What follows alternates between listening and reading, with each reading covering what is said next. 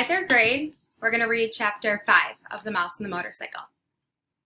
Chapter 5, Adventure in the Night. When Ralph had mastered riding the motorcycle on the threadbare carpet, he went bumping over the roses on the less worn parts under the dresser and the bedside table. That was fun, too. "Hey," whispered the boy, "come on out where I can see you." Ralph shot out into the moonlight where he stopped, sitting jauntily on the motorcycle, with one foot resting on the floor. "Say," he said, "how about letting me take her out in the hall? You know, just for a little spin, to see how fast she'll go." "Promise you'll bring her back?" asked Keith. "Scout's honor," answered Ralph, who had picked up many expressions from children who had stayed in 215. "Okay, I'll tell you what," said Keith. "You can use it at night, and I'll use it in the daytime. I'll leave the door open an inch so you can get in. That way you can ride it up and down the hall at night." "Can I really?" This was more than Ralph had hoped for. "Where do you want me to park it when I come in?" he asked. "Someplace where the maid won't step on it," answered the boy.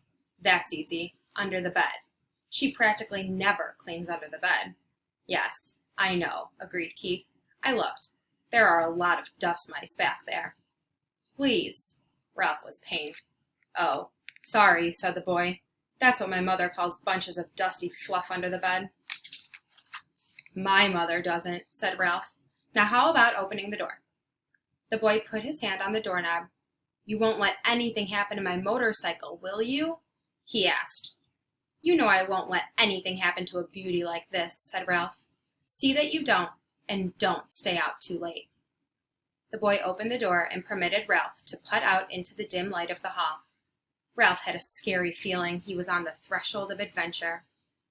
There were no beds or chairs for him to dart under in case of danger. The floor cracked. Someone was snoring in room 214 across the hall. Outside in the pines an owl hooted, sending prickles up Ralph's spine. Ralph controlled the trembling of his paws while he hesitated outside the door to consider the possibilities of the hall, which was carpeted down the center, leaving two smooth highways of bare floor on either sides along the baseboards. It did not take Ralph long to decide what to do.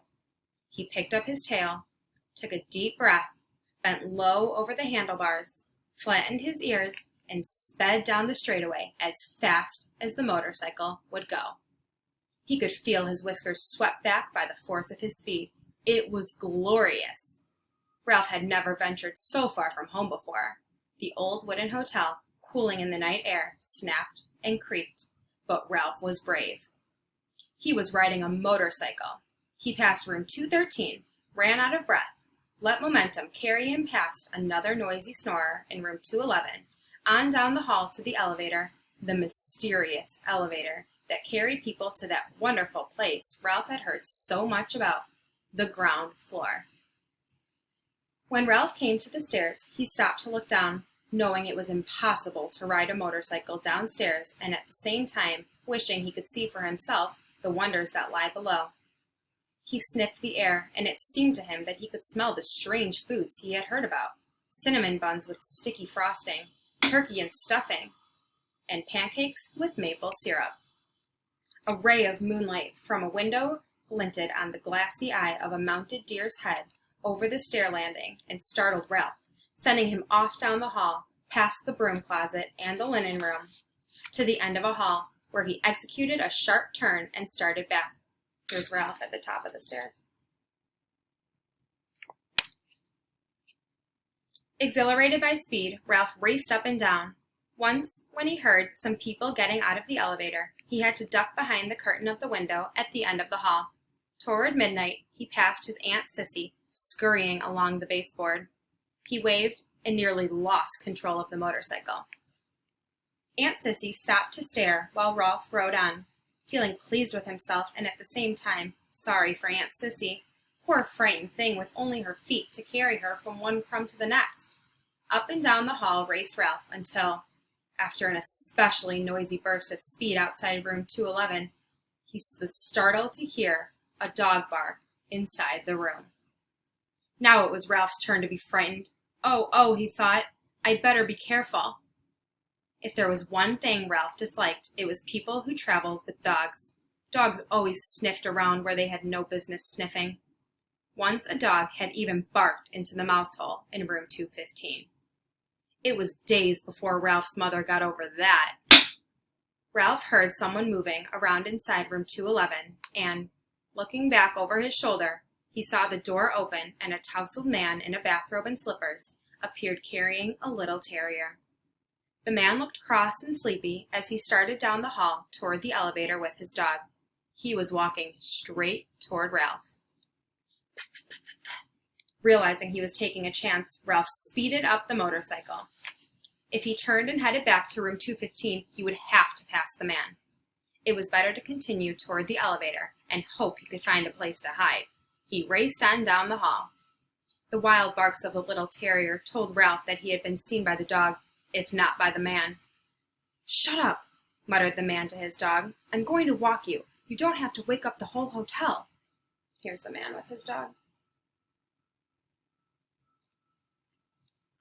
Ralph reached the elevator where he drove around behind the ashtray on a stand beside the door.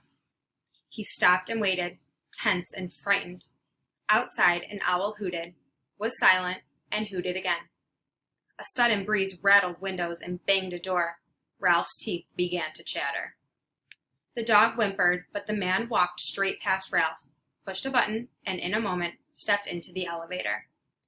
"Whew," thought Ralph when the elevator door had closed on the sleepy man and his noisy dog. Maybe he had better lie low for a while. In a few minutes, the elevator returned to the second floor. As the man stepped out, the little dog looked over his shoulder and spied Ralph parked behind the ashtray stand. Because the dog was a captive and he was free, Ralph could not resist sticking out his tongue and waggling his paws in his ears, a gesture he had learned from children in room 215, and one he was sure to arouse anger. "Let me at him," barked the little terrier. "Cut it out," grumbled the man, fumbling for the doorknob of room 211, while Ralph, a daredevil now, rode in a giddy circle around the ashtray stand. He had a feeling of cockiness he had never known before. Who said mice were timid? Ha! When the morning song of birds in the pines grew louder than the snores of the guests and dawn slipped through the window at the end of the hall, Ralph knew it was time to return to room 215. There he was shocked to discover the door shut. Only then did he recall the draft in the night and the slam of a door. He got off the motorcycle and pounded on the door with his fist.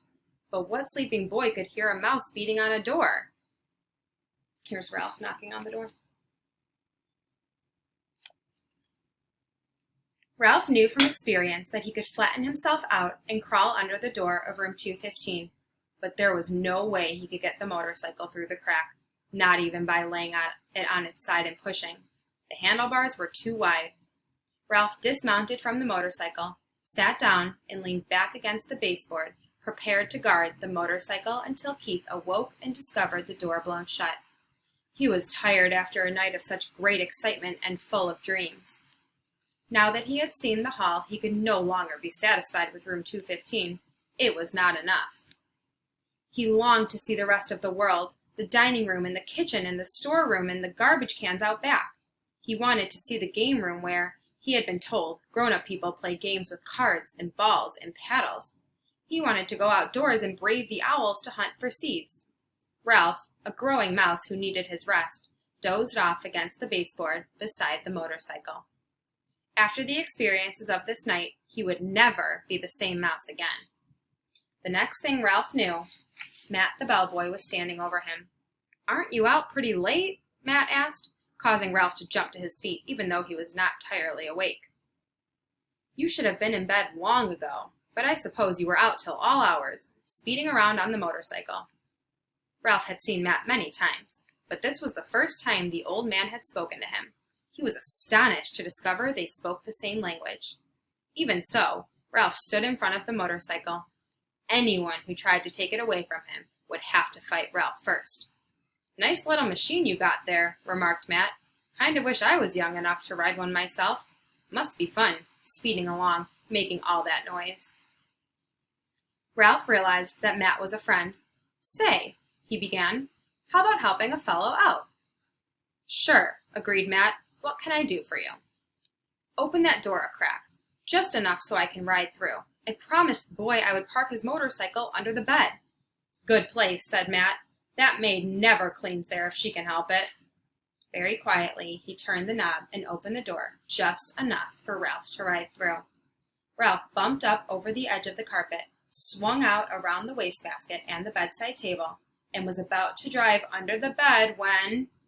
"Eek!" screamed the boy's mother, who was standing in the doorway between 2:15 and 2:16 in her bathrobe with her hair up on rollers. "A mouse!" Ralph put on a burst of speed and shot under the bed. "Where?" asked the boy's father, coming in from room 216. "Under the bed." "I'll look, Mom," said the boy, jumping out of bed. Keith's face appeared under the lifted edge of the bedspread where Ralph sat trembling on the motorcycle. The boy held out his hand and beckoned. Ralph understood. He dismounted and ran up the boy's arm inside the sleeve of his pajamas when he came to the crook of his elbow. There he waited, shivering, to see what would happen next. Down at the end of the sleeve, he could see the boy's fingers close around the motorcycle. Then he felt himself being lifted as the boy rose from his hands and knees. "It's just my motorcycle," Keith said. "Yes, that's it," agreed his mother. "The door opened and the mouse rode in." The boy's father began to laugh. "You are still dreaming." "But I'm positive," insisted the boy's mother. "That you saw a mouse on a little red motorcycle?" finished the boy's father and laughed even harder. "You make it sound so ridiculous," objected the mother. "Well," the father snorted with laughter. "Well, perhaps I was dreaming," admitted the mother reluctantly. "But I know I saw a mouse. I'm positive, and I am going to report it to management. I knew the minute we moved into this spooky old place that it had mice." "Now I've done it," thought Ralph, inside the pajama sleeve. And there was Chapter 5.